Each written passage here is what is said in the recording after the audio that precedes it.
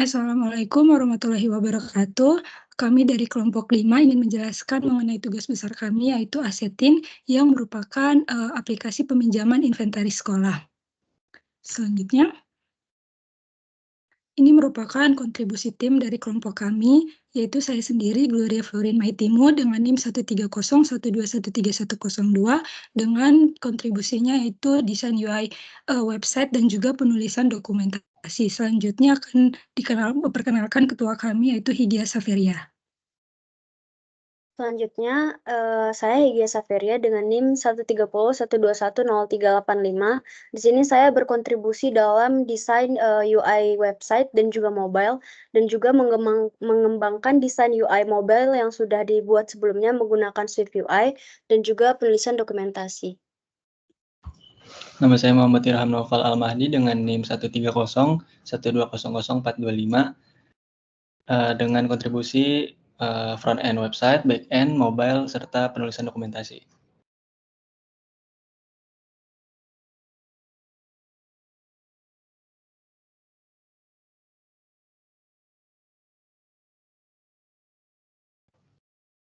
Nama saya Faiza Putri Zulfikar dengan NIM 130 dengan tugas desain UI mobile dan penulisan dokumentasi.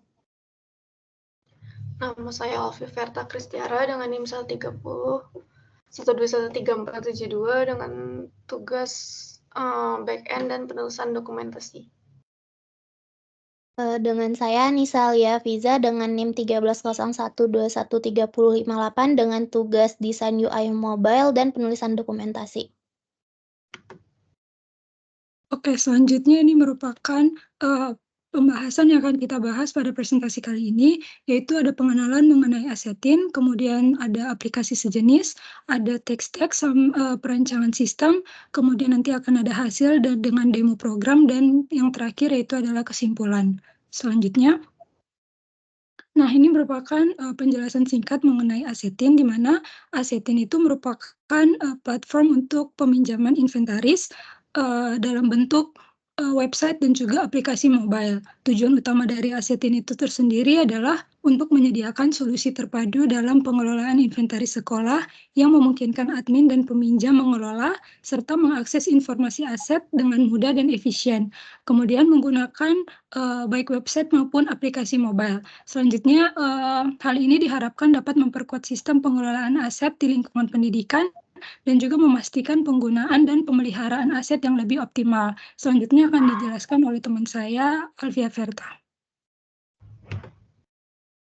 Kemudian ada 4 aplikasi ataupun website sejenis. Yang pertama itu Rentalis dengan persamaan sama-sama memiliki fitur peminjaman barang, pencarian barang, melihat riwayat peminjaman barang, dan mengubah profil. Dengan perbedaan, Rentalis ini merupakan aplikasi yang berbayar dan tidak memiliki fitur berita. Kemudian Overdrive persamaannya itu juga memiliki fitur peminjaman dan pencarian barang serta pengembalian barang.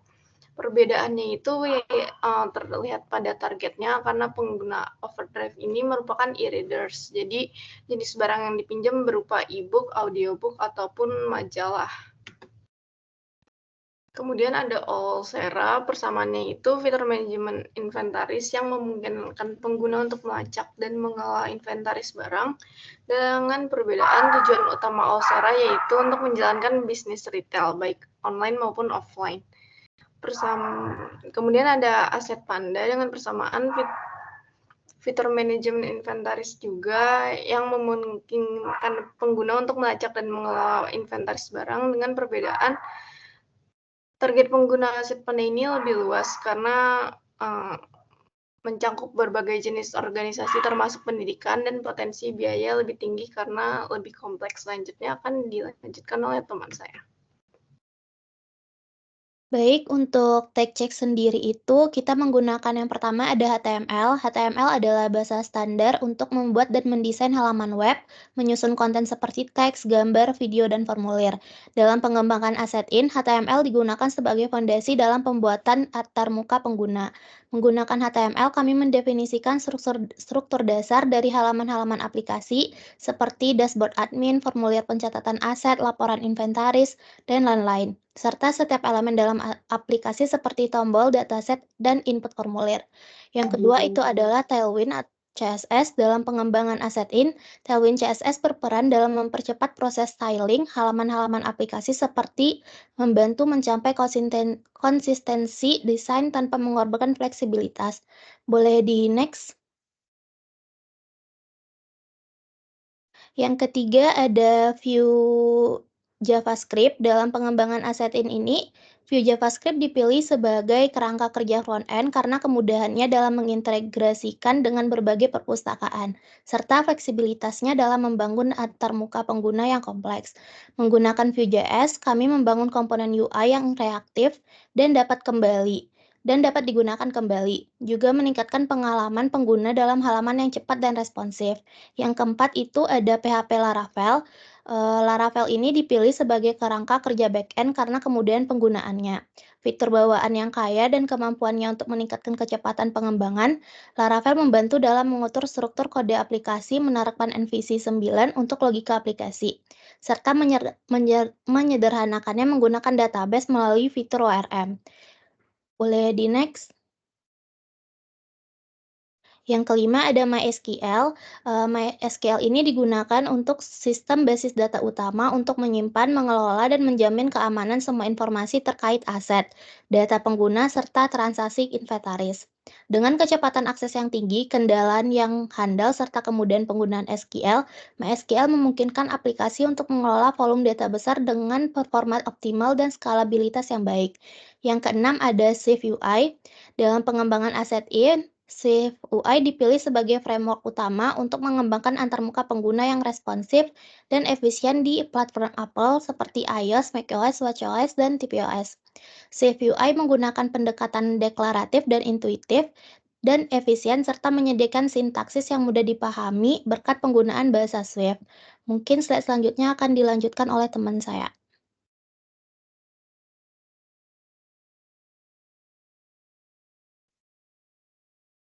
Baik, terima kasih. Sekarang Selanjutnya saya itu ada use case.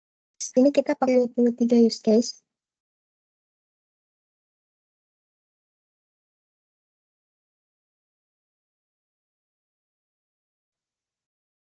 maaf, sekarang saya akan menjelaskan tentang perancangan sistem. Boleh di next. Untuk user dari Assetin sendiri ada dua, yaitu admin dan student. Next.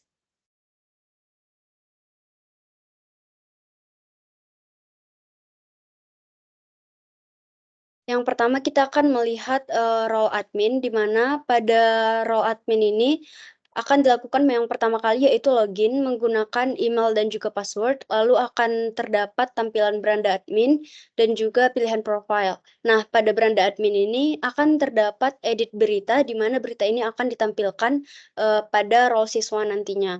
Lalu ada barang yang sedang dipinjam dan dikonfirmasi, serta barang yang dikembalikan. Lalu ada pencarian barang inventaris dan melihat laporan-laporan inventaris.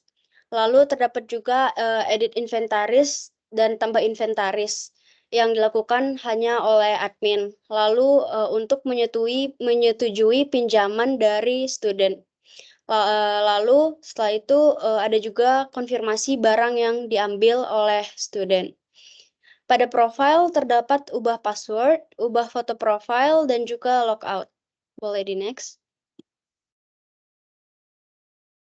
Lalu selanjutnya ada role student. Pada role student ini siswa bisa regis ataupun login, di mana pada regis yang diperlukan adalah nama, NIS, email, dan juga password. Sedangkan saat login yang diperlukan adalah email dan juga password.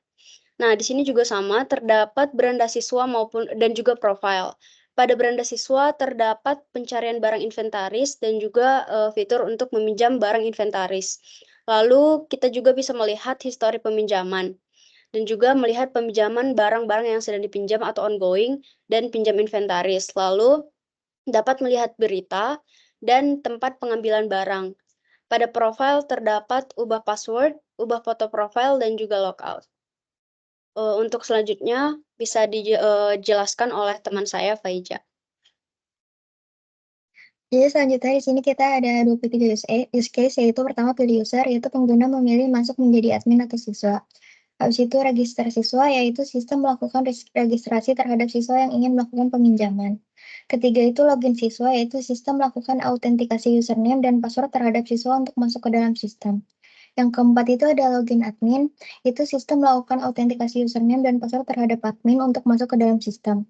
Yang kelima yaitu beranda siswa, sistem akan menampilkan profil, berita, dan tombol untuk mencari, melihat history, dan ongoing barang yang akan diambil.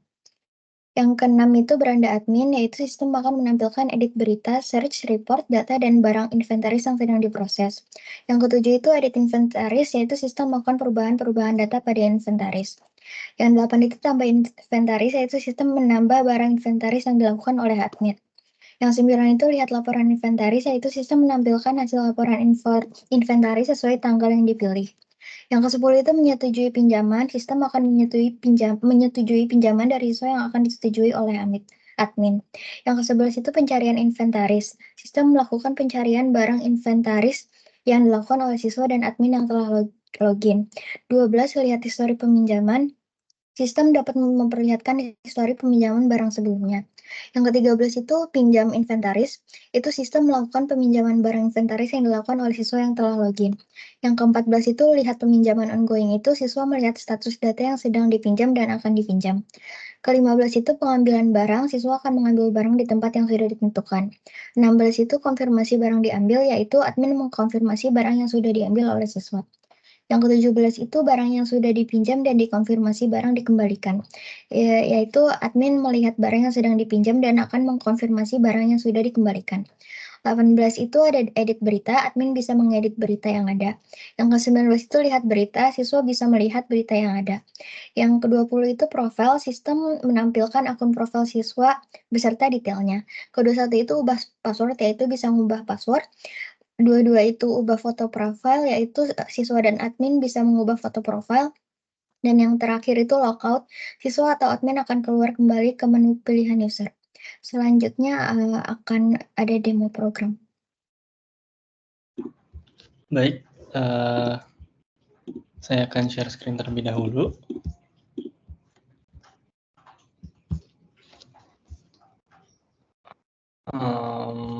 Share screen-nya udah kelihatan belum ya?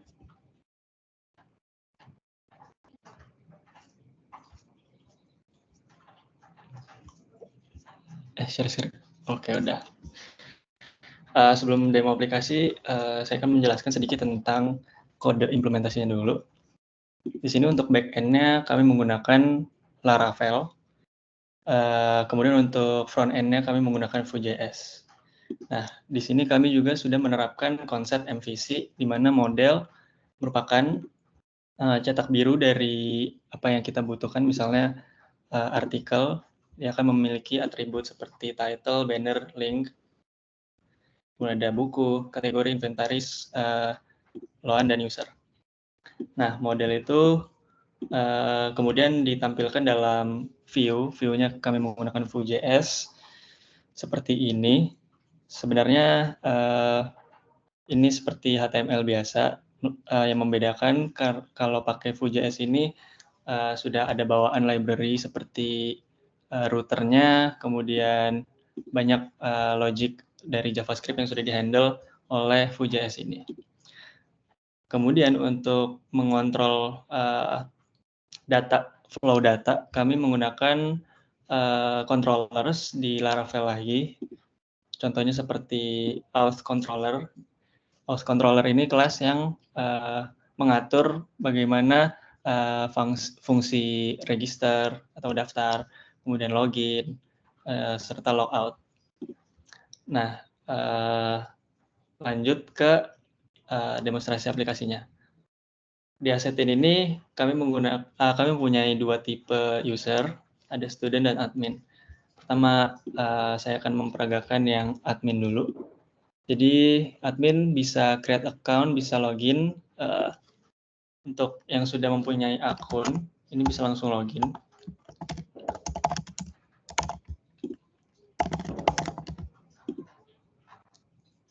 Oke, ini adalah halaman dashboard admin. Di sini ada sidebar, kemudian ada main view-nya. Nah, untuk default-nya akan menampilkan inventaris. Di sini admin bisa menambahkan atau mengubah maupun mendelete inventaris yang ada. Nah, pertama mungkin saya demoin untuk menambah ntar lo mau download gambarnya dulu.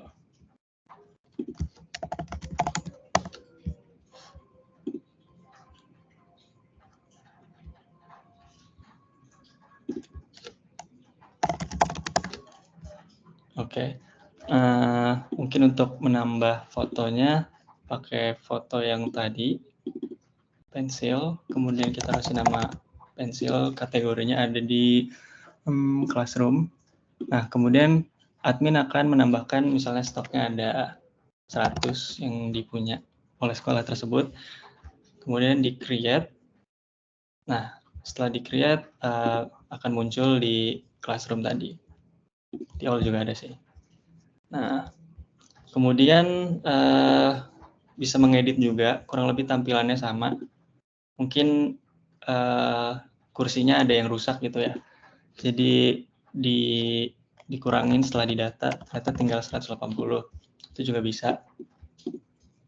Kemudian bisa juga menghapus, misalnya mungkin bolanya pada hilang, terus bisa di-delete kayak gini aja.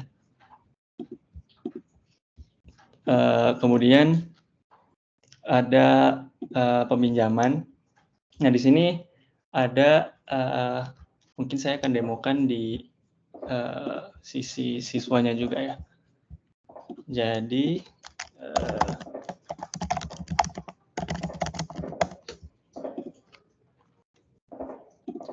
nah, jadi ketika si siswa ini misalnya mau minjem barang, mungkin mau pinjam biola dengan kuantitas 1 untuk tanggal besok misalnya. Nah, ketika sudah mengirim request pinjam itu, di admin akan muncul nih request-annya. Nah, yang ini, yang tadi baru dibuat, yang violin. Nah, kemudian admin bisa meng-approve atau menyetujui peminjaman tersebut. Misalnya di approve, kemudian admin akan setting lokasi untuk pengambilannya, misalnya di music room. Nah, kemudian status peminjaman tersebut akan terlihat di usernya, ada di bagian sini. Sorry. Nah, ada di bagian ready, karena barang itu sudah siap untuk diambil oleh si user di ruang musik. Kemudian misalnya si user ini udah ke ruang musik, kemudian barang tersebut diambil oleh user. Nah, si admin bisa update statusnya dengan klik button borrowed ini. Kemudian statusnya akan menjadi ongoing si violin ini. Di user sini juga akan menjadi ongoing. Nah, ketika barang tersebut sudah selesai dipinjam, kemudian dibalikin lagi ke ruang musik, nah admin bisa mengubah status itu menjadi done. Kurang lebih flow-nya seperti itu untuk peminjamannya. Kemudian di sini juga ada pending users. Nah, mungkin ini saya akan log out dulu. Nah, jadi ketika student melakukan create account, mereka akan mengisi nama, misalnya siapa ya? Ini. Kemudian mengisi email.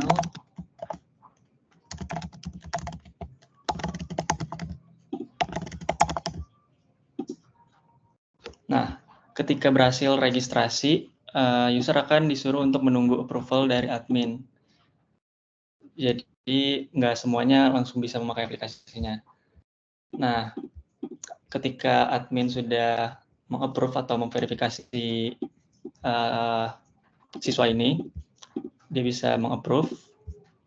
Setelah itu baru si student tersebut bisa melakukan login. Seperti itu. Kemudian di bagian announcement itu admin bisa melakukan menampilkan pengumuman di halaman beranda student. Misalnya seperti ini, si admin menampilkan ujian tulis gelombang 1. Nah, ini bisa dihapus misalnya. Sehingga ketika si student mengakses home lagi, ini sudah tidak ada pengumumannya. Seperti itu. Kemudian ada fitur change profile ya. Ini misalnya namanya diganti jadi Abdul aja gitu. Kemudian nanti akan terganti. Seperti itu. Kemudian, saya mungkin akan memperagakan yang bagian mobile. Sebenarnya untuk yang mobile itu, bentar. Wait. Sebenarnya yang mobile itu sama aja untuk fiturnya. Nah, misalnya seperti ini.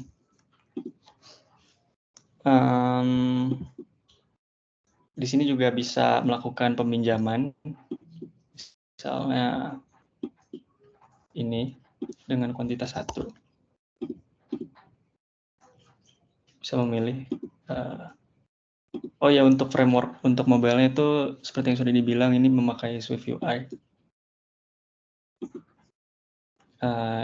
Ini akan masuk juga di admin tadi. Nah, terus di mobile juga ada bisa melihat historinya ya peminjaman. Kemudian bisa melihat edit profile. Kurang lebih fiturnya sama. Seperti itu. Sekian untuk demo aplikasinya.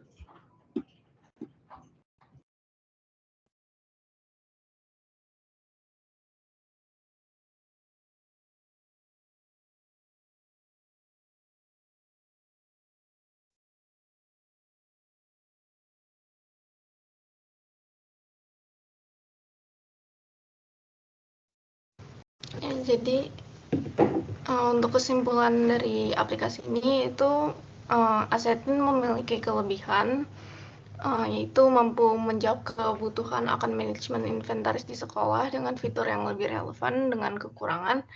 Saat ini pengembangan masih pada web dan iOS dan belum ada di Android.